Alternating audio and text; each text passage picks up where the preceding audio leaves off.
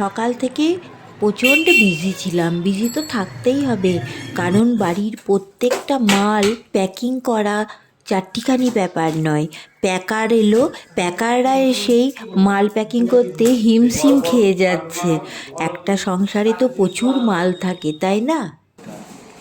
একটা একটা করে সমস্ত মাল প্যাকিং করা অনেকটা টাইমও লেগে গেল। তো সকাল থেকে ভোর 5টা থেকে বেলা 2টো অবধি এই প্যাকিং করতেই টাইম চলে গেল। এবার এত পরিশ্রম, প্রত্যেকেরই পরিশ্রমটা ভীষণ হয়েছে।